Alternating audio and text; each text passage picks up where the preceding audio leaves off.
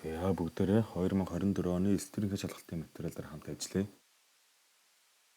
За нэгдүгээр асуулт. Дөрвөн мөчтний дээд ангид хамаарах дараах ангиудын төлөөлөгчдийг зөв харгалзуулсан хувилбарыг сонгоно гэдэг. За энэ маш амархан. За хулгана мэдээж сүгэр божигчтой анги. За ятуу маань болохоор шувууны анги, бах буюу мэлхий хоёр нутагтны анги. Амоогой мөлхөгчтэй анги. За тэгвэл ингэж харгалзуулах юм бол Э хариултна гэсэн үг байхгүй юу?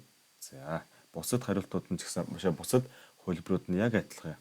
Та хэд ингэж хийж чадна маш амархан даалгавраар хэлж байгаа. За хоёрдугаар даалгаврыг хийхин тулд бүгдээрээ энийг эхлээд мэдчих ёстой.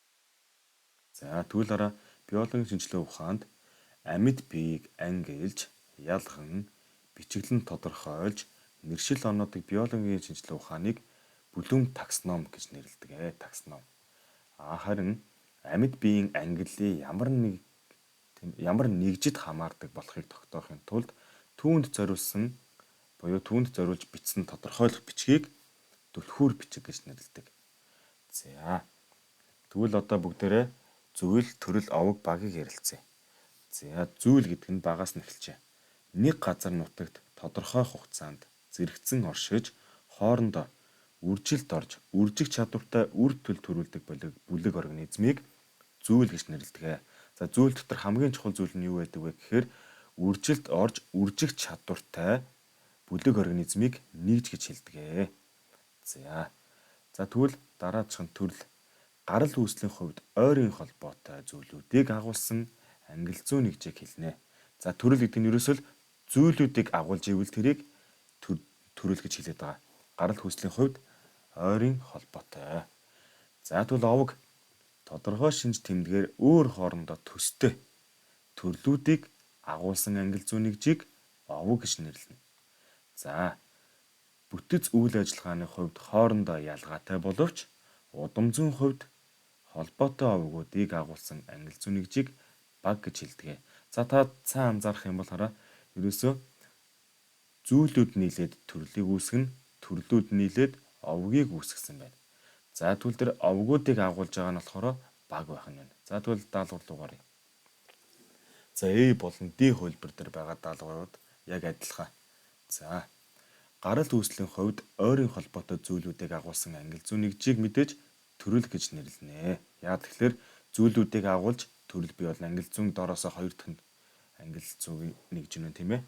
За дараа нь B болон C хувилбар дээр байгаа хоёрдугаар даалгавар болохоор тодорхой газар нутагт тархан амьдардаг гадаад болон дотоод шинж тэмдгээрээ ижил хоорондоо үржилт орж үржих чадвартай үр төлөв төрүүлдэг бүлэг организмыг мэдээж зүйл гэж нэрлэнэ.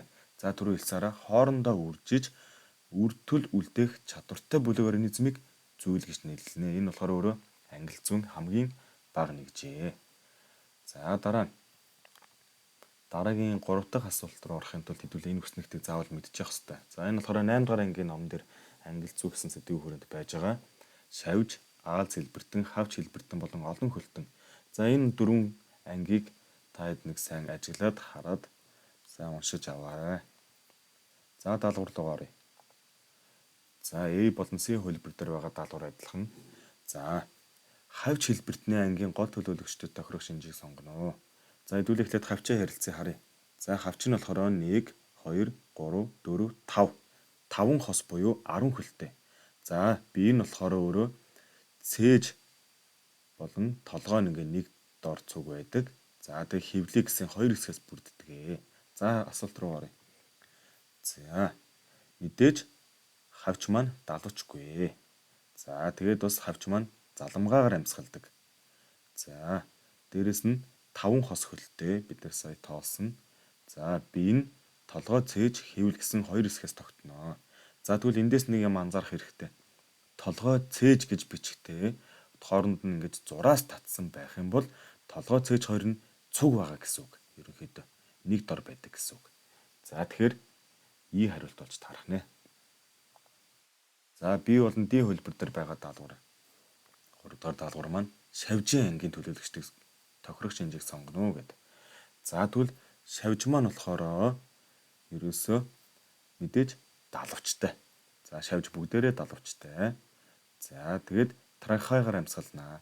Заламгаагаар амьсгалдаггүй. Ерөөсөө трахегаар амьсгална. Трахе нь болохоор биеийн дотор байдаг гуурснуудыг хэлж байгаа. За дараа нь 3 хос хөлтэй. Шавж бүгдээрээ 3 хос буюу 6 хөлтэй байдаг. За тэгээд толгой, цээж, хэвэл гэсэн 3 хэсгээс тогтноо. Толгой, цээж, хэвэл. За тэгвэл энэ тараа хооронд нь зураас татаагүй тусдан бичсэн гэдэг нь юу гэсэн үг вэ гэхээр ингээд толгой болон цээж нь тусдаа байдаг гэсэн үг шүү хөлтөдөө. Тийм учраас D хариулт болж таарах нэ. За одоо бүгдээрээ A болон C хувилбар дээр байгаа бактерийн талаар. За бактери болон вирусын. За энэ дээр болохоор хараад бактери болон вирус аль алиг нь цуг ингэж ажиглах юм биш үү? Аль альных нь нийтлэг шинжийг харна гэсэн үг. Ажиглаад вируст хамаарах онцлог шинжүүдийг зөв илэрхийлсэн хариултыг сонгороо. За бактери болон вирусыг анх 1892 онд тамхины ургамлаас анх нээж илрүүлсэн. За удамшлын мэдээлэл бүхий ДНХ болон РНХ-гийн зөвхөн аль нэгийг нь агуулдаг. Удамшлын мэдээлэл биднэрт ингээ харагдчихээн тийм ээ. Голдно. Форматид харагдчихээн. За тэгэд капсидын бүрхүүлтэй. За тэгэхээр хариулт нь D хариулт байж таарах нэ. За одоо B болон D хувилбар дээр байгаа дөрөвдүгээр асуулт. За бактери болон вирусын онцлог шинжүүдээс зөвхөн бактерид байдаг хамаарах шинжүүдийг харцгаая бүгдээрээ. За ойролцоогоор 3.5 тэрбум жилийн өмнө анх бактери үүссэн. За тэгэд эсийн хан нь болохоор пептидогликан агуулсан байдаг. За тэгэд нөөц бодис нь цардуул гликоген гэх мэт зүйлүүд байж идэг. Тэгвэл энэ хариулт нь хаана вэ гэхээр ийм хариулт байх нэ.